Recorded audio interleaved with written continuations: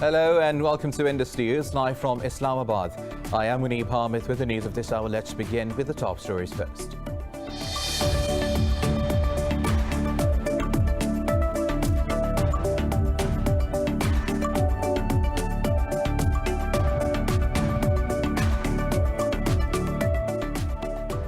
Indian troops have martyred 3 civilians in occupied Jammu and Kashmir's Shopian district. The youths were targeted during a so-called cordon and search operation in Imam Sahib area of the district. This comes amid calls of protests in the occupied valley over senior Hurriyat leader Ashraf Zahrai's death in custody of Indian forces.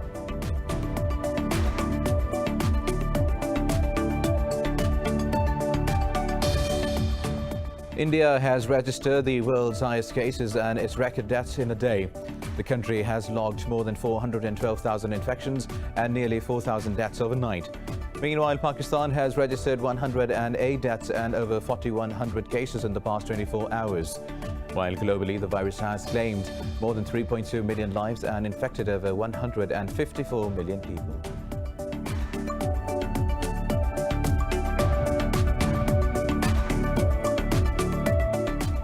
Britain has sent 2 Royal Navy ships to Channel Island of Jersey following threats of a French blockade of its main port. A Downing Street spokesman said British Prime Minister Johnson has stressed the urgent need for de-escalation in tensions. Meanwhile, a French fishing fleet is staging a protest against post-Brexit restrictions of the island.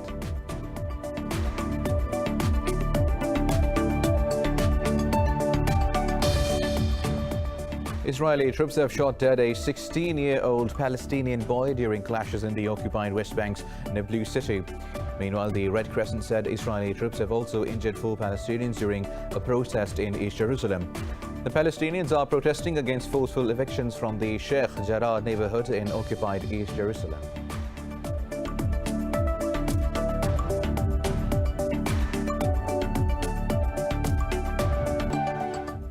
Well, these were the top stories. News in detail after a short break. Stay with us.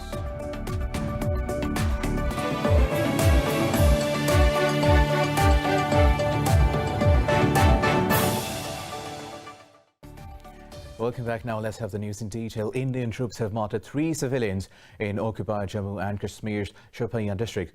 The youths were targeted during a so-called cordon and search operation in Imam Sahib area of the district. Indian troops have sealed the entire area and the operation was going on till last reports came in. This comes amid calls of protests in the occupied valley of a senior Hurriyat leader Ashraf Zahrai's death in Indian forces custody. In a trade, Prime Minister Imran Khan termed the prolonged detention of Zahrai as illegal. He said Pakistan will continue to support Kashmiris and their UN-mandated right to self-determination. India has registered the world's highest daily cases since the pandemic began. The country has logged more than 412,000 infections and nearly 4,000 deaths overnight. While globally, the virus has claimed more than 3.2 million lives and infected over 155 million people. More about the pandemic in this report. Perilously low oxygen supplies, non-stop operating crematoriums, and dying hope doesn't even begin to describe the COVID chaos in India. New Delhi is facing growing pressure to impose a nationwide lockdown to stem the devastating surge. Despite resources pouring in from across the globe, medical workers and local officials are still reporting the shortages, raising questions even among foreign donors of where the aid is going. Some of India's neighboring countries such as Nepal, Thailand, and Laos are also seeing a huge spike in case numbers, prompting new lockdowns and travel bans. Meanwhile, the principal scientific advisor to the Indian government has warned that the 3rd wave of the COVID-19 pandemic is inevitable. A phase 3 is inevitable, given the high levels of circulating virus, but it's not clear on what time scale this phase 3 will occur.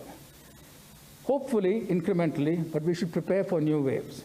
The U.S. has approved the voluntary departure of non-emergency government employees from India because of a surge in COVID-19 cases.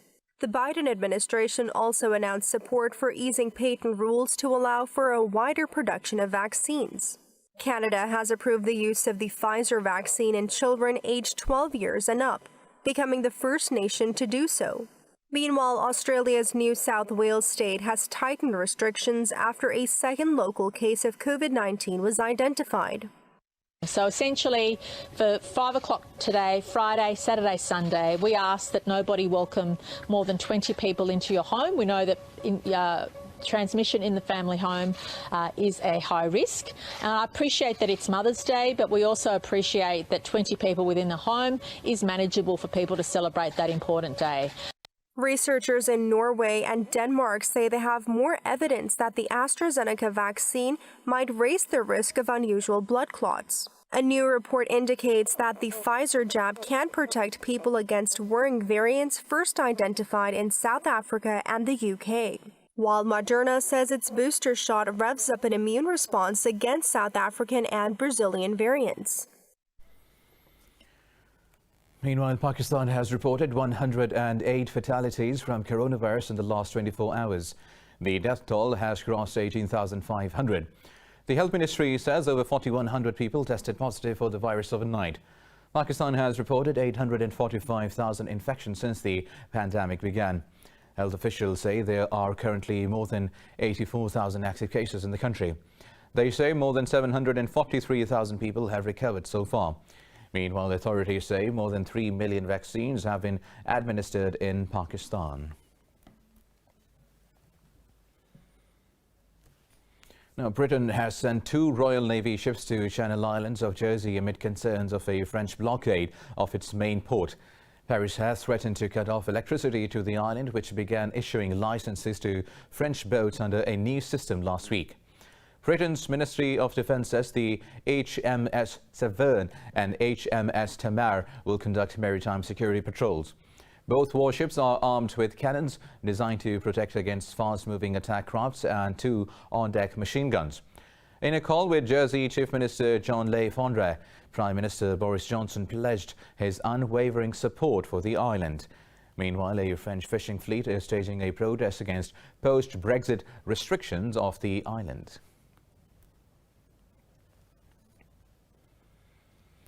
Israeli troops have shot dead a 16-year-old Palestinian boy during clashes in occupied West Bank's Nablus city. The situation in occupied Palestinian territories continues to worsen as Israel has intensified its human rights violations against the Palestinian people. In a statement, the Palestinian Health Ministry said a teenage boy was shot dead in Nablus following the Israeli military's unwarranted searches in the area. Meanwhile, the Palestinian Red Crescent says Israeli troops wounded 4 Palestinians during a protest in East Jerusalem. The Palestinians are protesting against forceful evictions from the Sheikh Jarrah neighborhood in the occupied East Jerusalem. In a letter to the UN, Palestine's envoy Riyad Mansour drew world's attention to the plight of homeless Palestinian families in Sheikh Jarrah. He said Israel's eviction and annexation policies are aimed at ethnic cleansing of Palestinians. Meanwhile, Russian Foreign Minister Sergei Lavrov has called for de-escalation of crisis in East Jerusalem.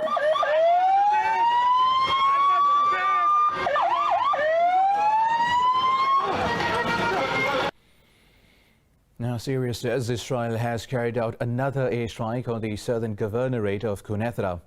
The Syrian state media said the missile was launched after midnight on Jubatha al-Khashab town. It said no damage has been reported in the Israeli aggression. The attack comes a day after the Syrian army said its air defenses downed several Israeli missiles on the port city of Latakia.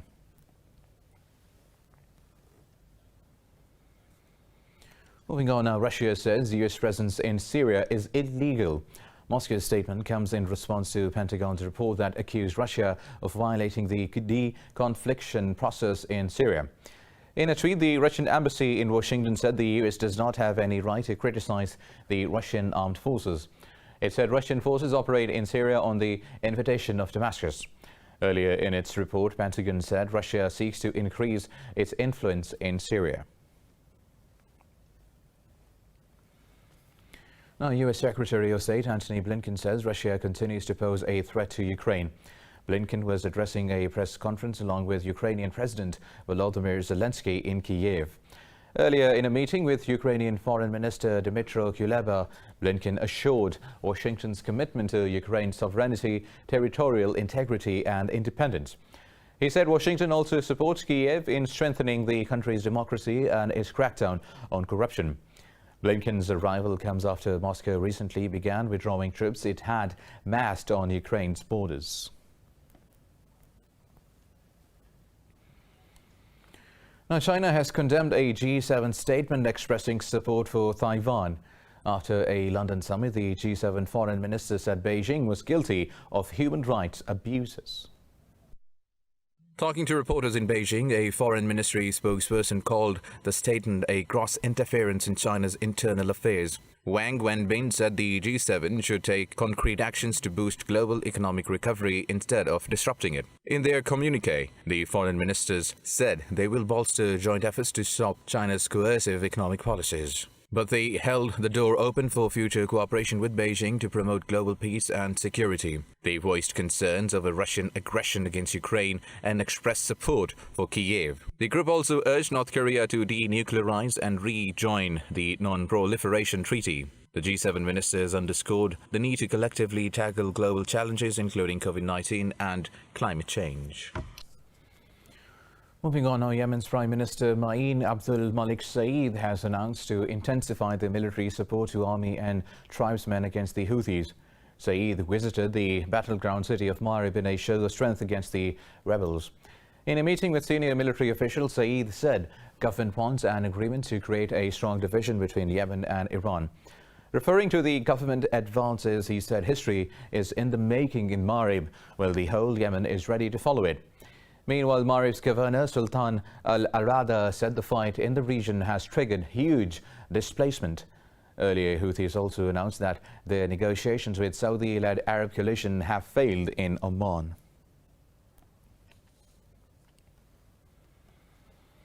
Now, in Colombia, thousands of people have hit the streets of the capital Bogota for the 8th straight day. Official data shows 24 people have been killed so far, with over 800 injured since the start of the protests. Clashes broke out between the protesters and riot police, who used tear gas to disperse the crowds. In a video, President Ivan Duque repeated government allegations that drug trafficking mafias were behind the vandalism. He said more than 550 people have been arrested.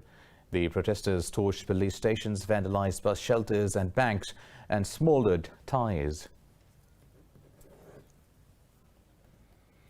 Now, the European Union's chief negotiator for Brexit, Michel Barnier, is set to publish his tell-all book today.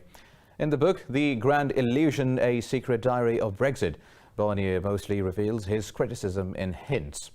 He writes of leaked information, secretive meetings organized with 15 minutes notice and surprise phone calls from the other side. Barnier compliments former British Prime Minister Theresa May as a courageous and tenacious woman. Barnier says his European Union team was forced to take it apart step by step to the point of exhaustion. He also hinted at his possible candidacy in the book to run as the French president in the 2022 elections.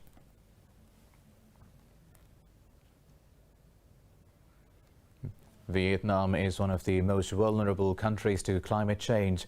Seawater intrusion in the normally fertile land has forced many rice farmers to abandon the grain in favor of small shrimp ponds. This report has details. For years, a Vietnamese farmer toiled on a sliver of land sandwiched between the Mekong River and the South China Sea, a region widely known as Vietnam's Rice Bowl, to grow the prized grain. Now, thanks to climate change, Tha Thuy Than Tho has, like many other farmers in the region, swapped grains for prawns and taken advantage of devastating salination to farm shrimp about a decade ago. Every day, workers get up to tend to the shrimps in the vast farmland of the pond in the southern Sok Trang province. They feed them 3 times a day, measure the salt and pH level to maintain water condition in the shrimp cultivation. Before, when we planted rice, we were all very poor because the crops did not yield much profit. The rice were submerged in salt water that also had a very high pH level, this whole rice field. So we had no money and were very poor. But now, since we converted the field to raise shrimps, we are doing much better. Some of us even have money to save in the banks and build nice houses. With the salination becoming more devastating, the shrimp farmers are not sure how long they can enjoy their lucrative business. The area has started facing a freshwater shortage over the past 2-3 years, and the situation is getting worse. Experts say one of the reasons is the construction of several hydropower dams upstream of the Mekong River. In the areas where farmers dug to make ponds for shrimps, they literally got rid of the uppermost layer of soil with all the nutrients. Therefore, after shrimp farms, these places will become a desert with nothing left. Nothing can grow, not even grass. That is the cost to pay. Vietnam has been ranked among the 5 countries likely to be most affected by climate change, with rising seawater levels and salination, particularly in the Mekong Delta region. According to the World Bank, climate change will reduce national income up to by 3.3% by 2050. We still have news for you in this news bulletin, but after a short break, stay with us.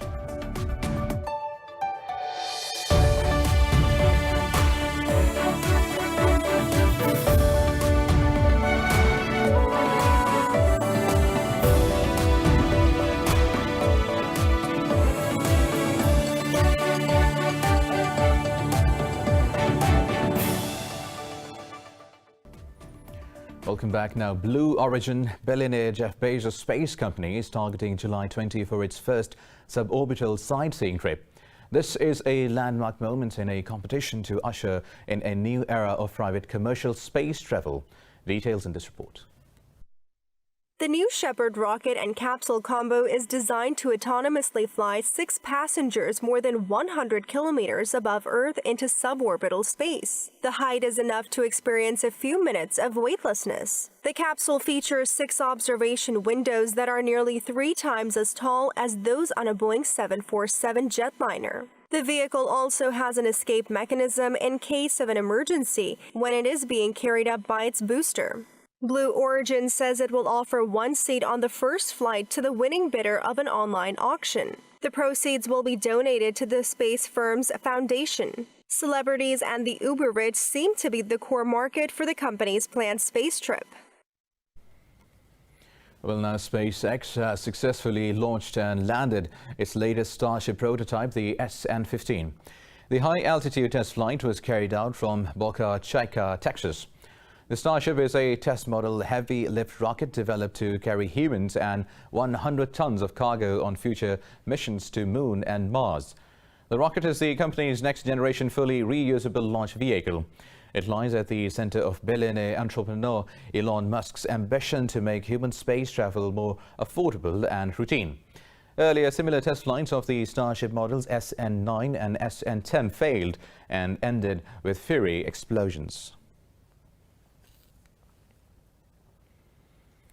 A flawless, vivid purple-pink diamond ring is expected to be sold for up to $38 million in an auction in Hong Kong. The 15.81 carat SAKURA diamond will be the star of the Christie's magnificent jewel sale on 23rd of May. The diamond is the largest of its kind to be auctioned. According to Christie's, it has flawless clarity, which is very rare in a pink diamond. Sakura is the Japanese word for cherry blossoms that bloom for a very short period at the beginning of spring.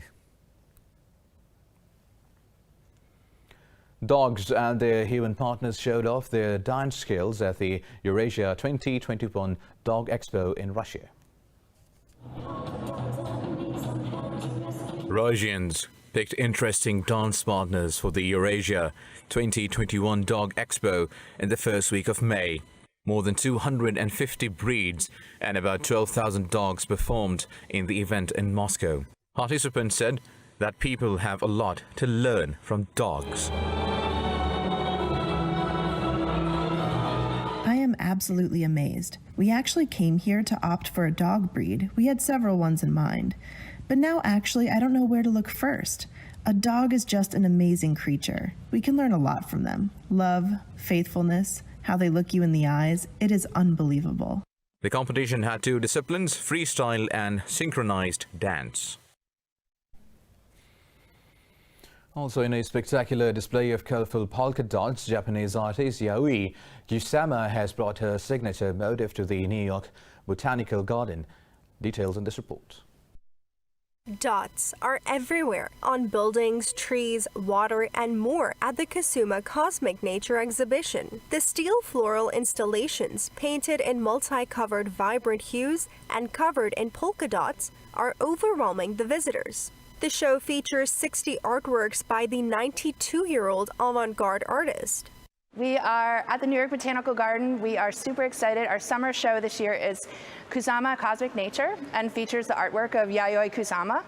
She has a long history of connecting with the natural world through her artwork, and she grew up on a seed nursery north of Tokyo, and as a young girl romped through flower fields with violas and pumpkins, and started drawing pretty early in her career. The rain could not keep patrons away as the exhibition has opened after a year's delay due to the pandemic. In the summer, visitors can enter Kusama's infinity mirrored room illusion inside the heart at the garden. It's pretty surreal. You know, we've been working with the artist in her studio since 2017, and we were so ready to mount this show last year. We had started receiving artwork, and you know, it became pretty clear that it wasn't going to happen, you know, around Christmas time of last year. So we're thrilled. Kusama left Japan for New York when she was 27 years old. Here, she made a name for herself by painting motifs inspired by hallucinations of flashing lights, dots, and flowers she had seen since her childhood.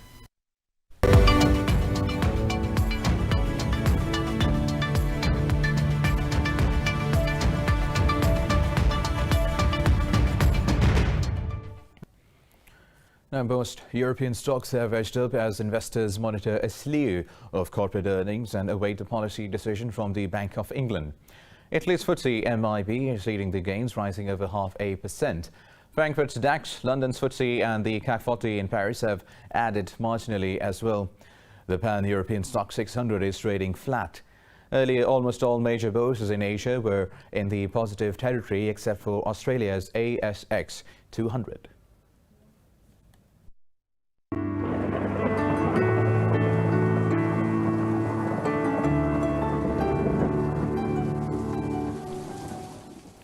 And now let's have a look at how the weather is doing around the world.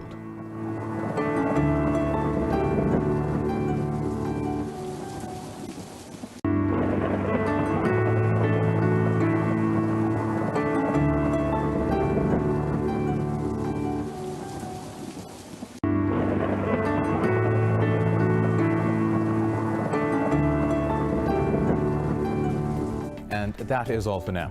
For the latest updates, you can follow us on social media at indus.news. Take care.